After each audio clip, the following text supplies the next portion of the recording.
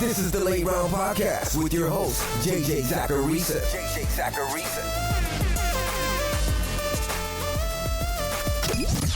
What's up, everyone? It's JJ Zacharisa, and this is episode 649 of the Late Round Fantasy Football Podcast, sponsored by FanDuel. Thanks for tuning in.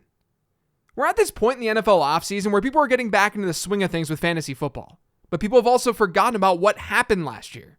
I'm not talking about who won the Super Bowl or anything like that.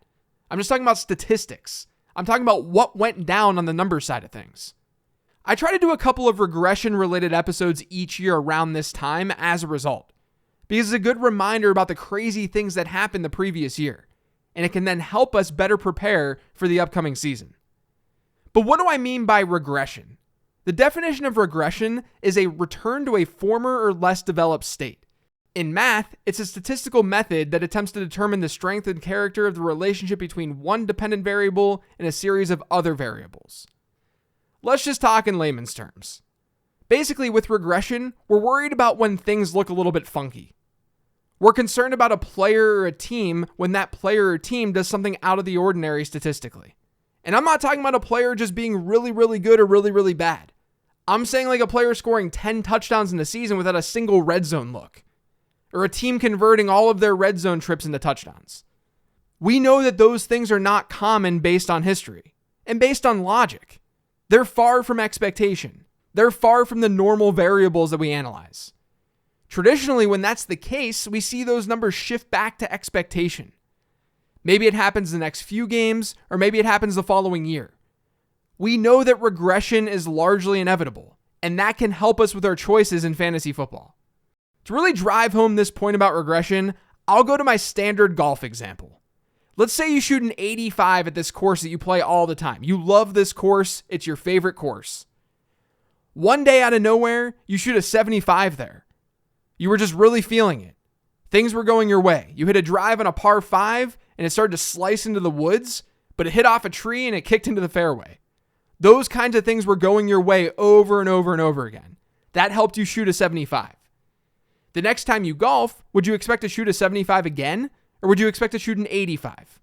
You'd probably expect the 85 because that's your average. That's your expectation. You'd then be regressing to that average or to that mean. It's not that you necessarily got any better or worse at golf. It's just that you know that things aren't always going to go that cleanly. In football, we can do the exact same thing, and we can do it with essentially any statistic that we want. We can also look at this on a team level or on a player level. I like to kick things off with team level regression because team level numbers will naturally feed into player level ones. If a team does something really crazy one year, then the players on that team likely did some crazy things too. So today I'm going to talk about 5 things at the team level that are bound to regress. A lot of these are in my draft guide, which officially releases this Friday, July 1st. So you can always get notes from there too. Go pre-order that sucker over on lateround.com right now. But I think it's a good start to get your brain going about regression and about this 2022 season. Before getting to the team regression candidates, just a reminder that there's no better time than today to sign up for FanDuel Fantasy. For users who have yet to make a deposit on FanDuel Fantasy, you can deposit today to receive 2 free entries. All you have to do is deposit a minimum of $10 into your FanDuel DFS account, and you'll be instantly rewarded with 2 free vouchers. This is a limited time offer, so be sure to deposit now and play for free. Head over to FanDuel.com or download the FanDuel Fantasy app today. Eligibility restrictions apply. Go to FanDuel.com or download the FanDuel app for more details. The Eagles are a really interesting team to project this season. On one hand, last season, they ranked dead last in the NFL in pass rate. On the other hand, they changed their approach after about week 7 last year. They started the season as an above-average team in pass rate, and then they just ran the ball like no other team was running it down the stretch. After week 7, they had by far the lowest pass rate in football. 39% of their attempt totals were passes. During that stretch from week 8 onward, that wasn't only by far the lowest in the league, but it was almost 10 percentage points lower than the team that was second run heaviest, which was Tennessee. Even without factoring in the moves that the Eagles made this offseason, like the addition of one of the best wide receivers in football, we would have expected some regression. Since 2011, there have been 34 teams with next season data who ran the ball more than they threw it. Only 4 of those teams had a decrease in pass rate the following year. And this spilled over into how the Eagles scored touchdowns last year. There's going to be some correlation between how much a team runs the ball and how they score their touchdowns. And there is a little bit. If a team is running the ball over and over and over again, then we'd probably expect a lot of their touchdowns to be on the ground rather than through the air. That was the case for Philadelphia last year. Just 44% of their touchdowns last season were passing touchdowns. And of the teams since 2011 who saw a lower rate, the average increase among those teams was by 20%.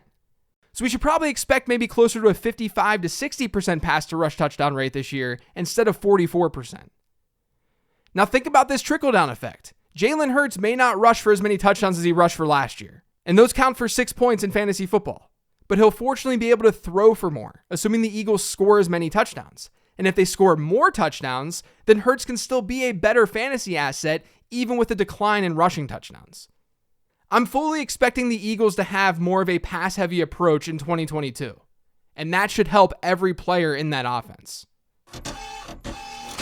Something as simple as overall touchdowns, that can regress to the mean year over year as well. For a team to do really, really well or really, really poorly in the touchdown column, something probably went in their favor or didn't go in their favor. For teams who did well, maybe they avoided major injury throughout a season. For teams where things went poorly, maybe they lost their starting quarterback. That's part of the reason we see these numbers regress season over season. It's also just really hard to be incredibly good season after season after season. And for teams who didn't do all that well, they typically shake things up. And when you shake things up, good things can happen. Like take the New York Giants. Over the last 2 years, the Giants have been absolutely dreadful offensively, probably even worse than you realize. In 2020, they were tied with the Jets for the lowest offensive touchdown in football. They had 25 touchdowns. In 2021, they were dead last in the league with 23 touchdowns. Now, I know I just said that touchdowns tend to regress, and that didn't happen for the Giants from 2020 to 2021. You can blame a lot of things for that. Quarterback injuries are one. So is a completely incompetent coaching staff and offensive coordinator. I won't name names. But the Giants were under 1.5 touchdowns per game last year. Over the last 11 seasons, we've had 16 teams with next season data with that low of a touchdowns per game rate. All but one of those teams saw an increase in touchdowns per game year over year, with the average increase being 0.82 scores per contest.